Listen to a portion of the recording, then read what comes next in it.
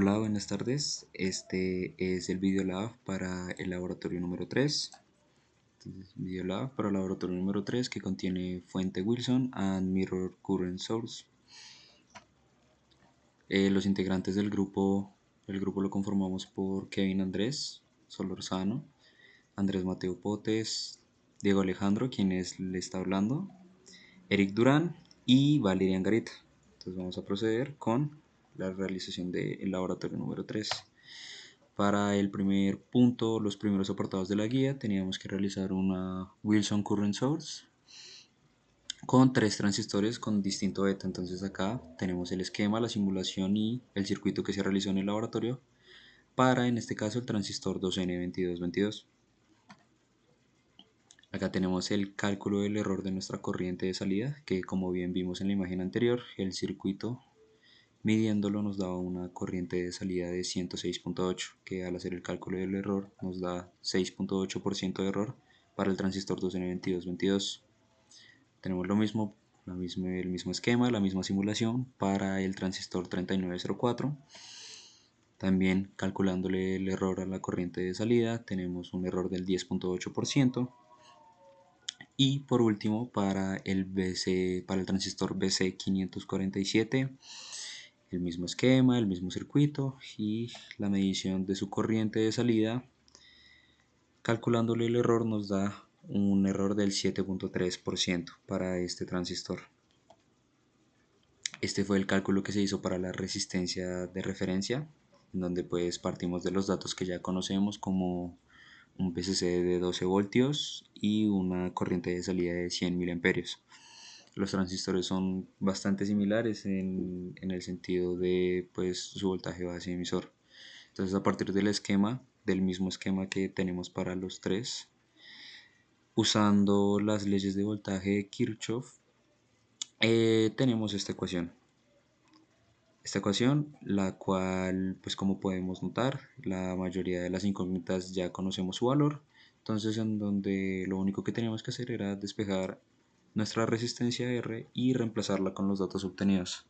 Haciendo esto nos da que la resistencia que debíamos utilizar para poder tener esa corriente de salida era una resistencia de 106 ohmios, resistencia la cual se usó en el circuito, en el laboratorio, en la práctica.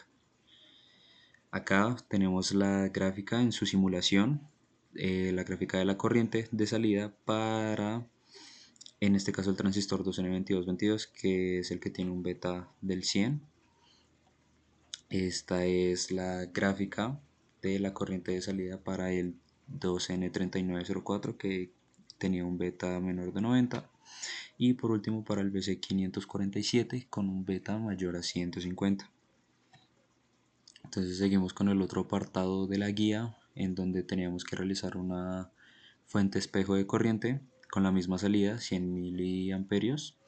Y esta fuente se hizo con transistores 2N2222. Acá tenemos el esquema y acá tenemos el circuito con la medición hecha en el laboratorio.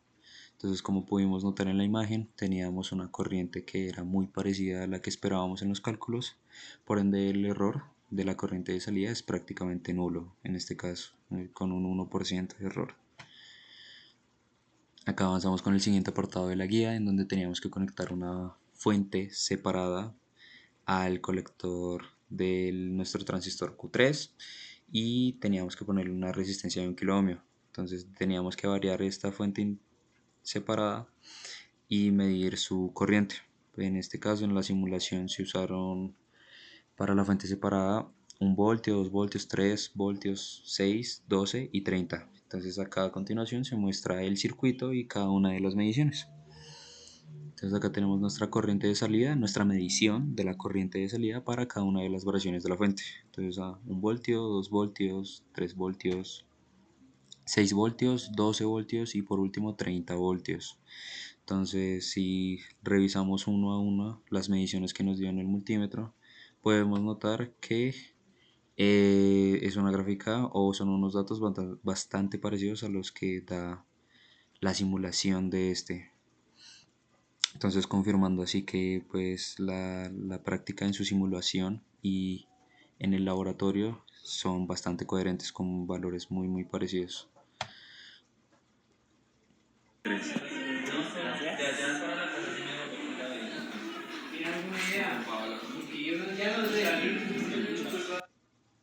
Acá este es el video del último apartado que teníamos de la guía, en donde teníamos que conectar también al colector de nuestro transistor número 3 un motor DC. Cabe destacar que este motor DC funcionaba a 5 voltios y pues en el video pues podemos notar cómo funciona.